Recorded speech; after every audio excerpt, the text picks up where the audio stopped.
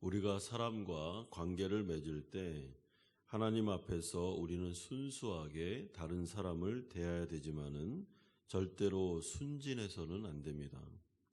왜냐하면 인간과의 관계성 안에 이미 죄가 들어와 있기 때문에 그렇습니다. 이런 점에서 죄와 악은 모든 관계성을 파괴하는 쪽으로 작용하여 우리의 삶을 혼탁하게 만듭니다. 시기와 질투, 분노와 욕설, 살인과 강간 등과 같은 이 모든 것들은 다 관계성을 깨뜨리는 것들입니다. 그러므로 우리는 다른 사람과의 관계성 안에서 특히 가까운 사이일수록 더욱 긴장하며 서로에 대해서 상처를 주고받지 않도록 조심하셔야 됩니다. 왜냐하면 한번 관계성의 상처를 입게 되면 회복하는데 많은 시간과 에너지가 소모될 뿐만 아니라 때로는 관계성이 회복이 안 될 때도 있기 때문에 그렇습니다. 그래서 자기를 보호해야 되고 죄와 악의 실체에 대해서 파악해야 되고 그러므로 다른 사람을 바라보면서 우리가 내 자신을 보호하고 또 다른 사람들을 보호해주는 그런 관계성을 형성해야 됩니다. 또한 때로는 나에게 사정없이 날라오는 불화살과 독이 있는 말들을 막아내셔야 됩니다. 그냥 그것을 다 받으면 마음의 상처를 받아서 회복되기에 어려울 때가 많습니다.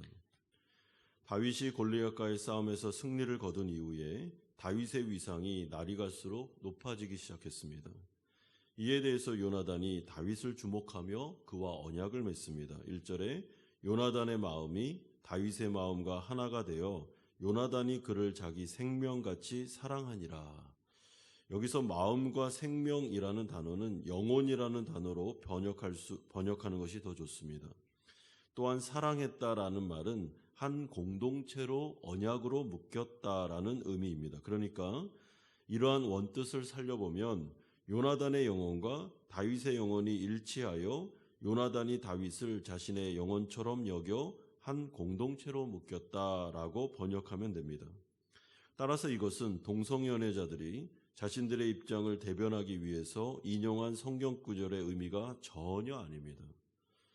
요나단과 다윗이 동성연애자였다 이렇게 말하는데 그것은 말도 되지도 않는 이야기입니다. 오히려 요나단은 다윗을 인정함으로 자신보다 더 믿음이 좋은 차기 이스라엘 왕감으로 그를 알아봤으며 이 사람 정말 하나님 사람이구나 라는 것을 인정해 준 것을 의미합니다.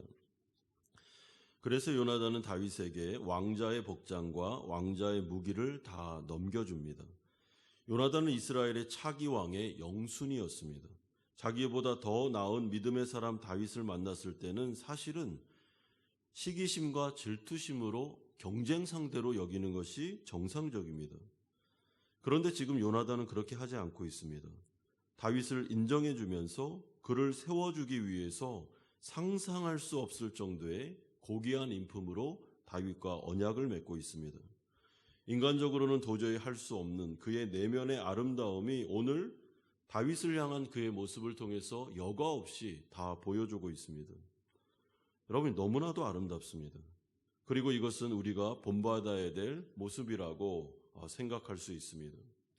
하나님께서는 모든 성도들에게 기대하는 성령의 통제를 받는 아름다운 성령의 열매가 내면에서 맺히기를 원하고 있습니다. 모든 사람의 마음은 보이지 않습니다. 그러나 내면은 존재합니다. 그리고 그 내면의 질서 정연함과 내면의 성령의 열매를 통해서 그 사람의 외적인 행동이, 언행이 다 드러나게 됩니다. 그러므로 요나단의 이 다윗을 향한 사랑과 정말 이 고귀한 성품을 보면 요나단의 내면이 어떠했으리라고 우리는 충분히 이해할 수 있습니다. 성령의 9가지의 열매가 다 맺혔을 뿐만 아니라 이 사람은 시기심과 질투심도 없습니다. 하나님의 나라를 바라보면서 하나님을 바라보면서 나보다 다윗이 왕으로서 더 위대한 사람이다라고 생각할 때 기꺼이 자기는 왕으로서의 영순이었음에도 불구하고 그 자리를 다윗에게 내주고 다윗에게 모든 권한을 이양할 생각을 가지고 있습니다. 나보다 남을 낮게 여기는 겸손한 태도, 이것이 바로 우리가 본받아야 될 요나단의 모습입니다. 그렇다면 다윗에 대한 사울의 반응은 어떨까요? 여러분, 다른 사람들이 다윗에 대해서 이렇게 노래합니다. 7절에 여인들이 뛰놀며 노래하여 이르되 사울이 죽인 자는 천천히요 다윗은 만만이로다. 여기서 만만이라는 말은 말 그대로 만이라는 숫자의 개념이 아닙니다. 하나님의 도우심으로 신적인 능력을 가진 자, 한 나라의 왕으로 합당한 사람, 이것이 바로 이 만만이다라는 말 속에 포함되어 있습니다. 그러므로 이스라엘 백성들의 여인들이 뛰놀면서 지금 노래하는 게 뭐냐면 차기 왕으로서 다윗은 합당한 사람이다. 이것을 공개적으로 노래로 표현하고 있었습니다. 이 노래를 들은 사울은 불안감과 시기심과 질투심이 폭발하고 맙니다. 8절에 사울이 그 말에 불쾌하여 심히 노하여 이르되, 여기서 불쾌했다라는 것은 마음이 부르르 떨렸다, 속이 부글부글 끓고 있다라는 의미로서 그의 감정이 제어가 안 되고 있다라는 것을 의미하고 있습니다. 왜냐하면 백성들이 다윗을 향해 노골적으로 이스라엘의 차기 왕으로 추앙하고 있기 때문에. 그런데 이것은 요난단과 굉장히 대조가 되는 모습으로서 사울 왕의 내면을 여실히 보여주고 있습니다. 여러분, 이런 점에서 우리는 다른 사람과의 관계성, 특별히 교회 생활을 할 때 사람 안에 숨어 있는 두 극단, 요나단의 모습과 사울의 모습을 다 고려하셔야 됩니다. 여러분, 모든 교인들이 마음속의 내면이 다 요나단처럼 정리가 되어 있는 것은 아닙니다. 성령의 열매가 맺혀가고 있기 때문에 그 안에 여러 가지 내면적인 어려움을 가지고 있을 수 있습니다. 시기심과 질투심이 많은 사람이 있는가 하면 다른 사람이 나보다 인정받는 것에 대해서 도저히 그 부분을 용납할 수 없는 사람들이 있고, 그리고 마음속에 굉장히 관계성에 불쾌감을 느끼면서 마음이 막 부르르 떨리면서 이 내면 안에 있는 이 분노가 조절이 안 되는 사람들이 있습니다. 그리고 우리는 이것을 인정해야 됩니다. 왜냐하면 모든 인간들 안에는 죄된 본성이 있기 때문에 그렇습니다. 근데 문제가 무엇인가 하면 사울은 이것을 이제 성령을 통해서 통제하는 것에 있어서 이 사람은 실패하고 있었다는 것입니다. 악한 본성과 정욕이라는 짐승에 자신의 모든 인격을 내어주고 있습니다. 통제하지 않고 있습니다. 성령이 분명히 사울에게 그렇게 하지 말라고 했음에도 불구하고 그는 여러 번 하나님의 말씀을 어겼습니다. 그 결과 성령이 그 안에서 역사할 수 없는 지경에 이르게 된 것입니다. 그러므로 짐승이 나와 이제는 사울을 통제하기 시작했을 때 이 사람은 다른 사람과의 관계가 완전히 깨지면서 이제는 다른 사람에게 계속 상처를 주는 인생을 살아가게 됩니다. 여러분, 사울은 왜 이렇게 신경질적인 반응을 보였을까? 10절에 나오는데 그 이튿날 하나님께서 부리시는 악령이 사울에게 힘있게 내림에 그가 집안에서 정신없이 떠들어대므로, 여기서 정신없이 떠들어댔다라는 말은 실없는 소리, 헛소리를 정신없이 마구 짓거려댔다라는 말입니다. 그러니까 이것은 지금 안절부절 못하고 있는, 막 헛소리를 하면서 돌아다니고 있는 사울의 불안한 모습을 보여주고 있습니다. 그런데 이것은 한순간에 일어난 것이 아니고 그는 성령을 계속해서 거부한 그런 증거다. 그리고 그게 불안증으로 나타나고 있었다라는 것을 아셔야 됩니다.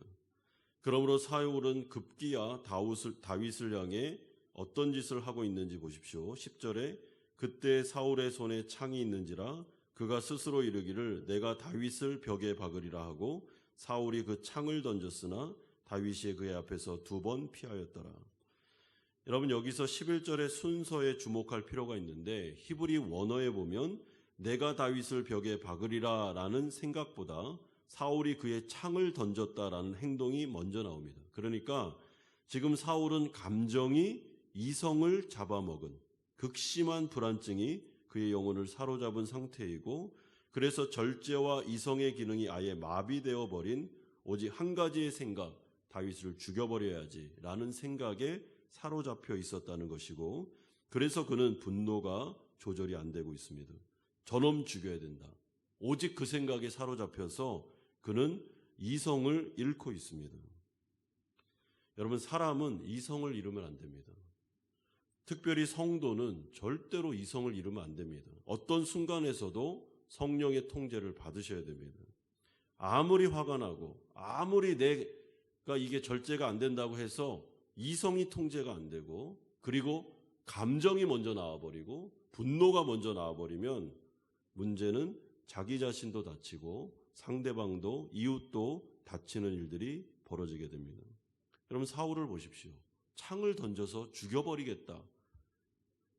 그런데 이 창이라는 게 사실은 사울에게는 손에 잡힌 창이지만은 우리에게는 말이 될 수도 있습니다. 분노가 섞인 말, 시기심과 질수가 섞인 말, 그래서 저 사람 죽여야지라고 하는 생각을 가지면 우리가 말로 못할 게 없습니다. 완전히 그 사람 난도질해버리고 인격을 죽여버릴 수 있는 것입니다. 그렇다면 사울은 왜 이렇게까지 다윗에게 분노하고 있고 다윗을 죽이려고 하는가? 12절과 15절에 보면 두 번 반복되는 게 있는데, 12절에 사울이 그를 두려워한지라, 15절에 그를 두려워하였으나 라고 말하고 있습니다.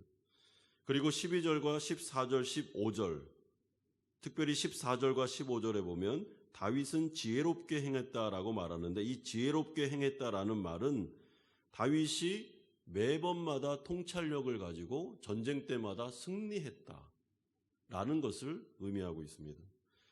그러니까 사울이 볼 때 사울은 다윗을 따라갈 수가 없습니다. 이 사람은 굉장히 뛰어난 사람입니다. 그리고 특별히 하나님께서 함께 하시는 성령의 사람이고 믿음의 사람입니다.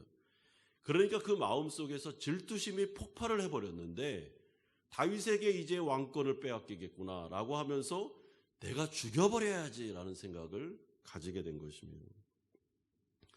여러분, 사울은 지금 하나님을 전혀 의지하고 있지 않습니다. 하나님께서 자신에게 왕위를 주셨고 하나님을 잘 믿고 따르면 어떤 인간적인 실력과 상관없이 하나님께서 나를 인정해 주시고 나의 왕위를 지켜주실 거라는 믿음이 전혀 없습니다. 이 사람은 이제 부름받은 인생을 사는 게 아니라 자기가 자기 인생을 자기 마음대로 살겠다고 생각한 사람입니다. 그러니까 불안감이 극심하게 올라온 것이죠. 여러분, 사실 성도가 믿음으로 살지 않으면 이 세상 굉장히 불안합니다. 믿음이라는 것은 하나님을 의지하는 것입니다. 하나님께 맡겨야 우리의 마음에 평안이 옵니다. 하나님께 맡길 수는 없고 이 불안한 세상을 내가 책임져야 되니까 이 두려움이 막 올라오기 시작하면서 하나님을 믿지 못하는 신앙이 어떻게 해요? 이웃을 이제 죽이는 신앙으로 나아가게 됩니다. 그러므로 우리는 오늘 본문을 통해 요나단과 사울을 극명하게 대조하여 비교할 수 있습니다. 요나단의 내면은 너무나도 아름다운 성령의 사람이었고, 그것은 다윗을 향한 사랑과 다윗을 향한 정말 놀라울 정도의 아름다운 성품으로 나타남으로 다윗을 세워주고 그를 아름답게 만들어주고 있습니다. 그러나 사울의 내면은 완전히 무질서하며 성령의 통제를 안 받으며 그 안에서 짐승들이 막 돌아다니고 있기 때문에 그의 말과 그의 행동과 그의 생각은 다윗을 계속 죽이려고 합니다. 그래서 관계성이 다 깨집니다. 나중에 가보면 사울은 혼자 외롭게 거의 불안증에 시달리면서 인생을 마감하게 됩니다. 얼마나 안타깝습니까? 그러므로 우리가 이 본문을 통해서 깨달을 것은 정말 우리가 풍성한 삶을 살기 위해서는 내 안에 들어오신 성령의 통제를 받으셔야 됩니다. 절대로 내 안에 있는 죄성이, 그리고 이성을 잃을 정도의 분노가, 또한 내 안에 있는 시기심과 질투심이 그냥 그대로 여과 없이 나와버리면 내 자신을 죽일 뿐만 아니라 가장 가까이 있는 사람들을 죽일 수 있다라는 것을 생각하십시오. 가정 안에서, 특별히 부부관계 안에서 조심하십시오. 절대로 분노를 폭발하시면 안 됩니다. 만약에 내가 절제가 안 될 때는 빨리 그 상황을 피하셔야 됩니다. 나와야 됩니다. 안 그러면 한 사람 확 죽여버리고 자기 자신도 죽는 꼴이 돼버립니다. 교회 안에서 교인들과 생활하실 때도 자신을 보호할 뿐만 아니라 다른 사람을 보호해 주셔야 됩니다. 말을 조심하십시오. 내 안에 있는 시기심과 질투심을 제어하십시오.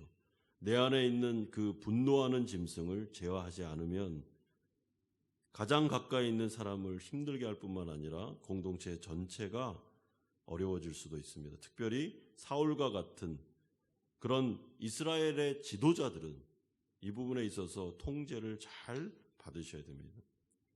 그러므로 풍성한 인생을 사시고 다른 이웃을 살려주고 세워주고 나보다 낮게 여김으로 말미암아 정말 성도다운 인생 살아가셔서 하나님께 영광 돌리시는 성도님들 되시기를 주 예수 그리스도의 이름으로 축원드립니다.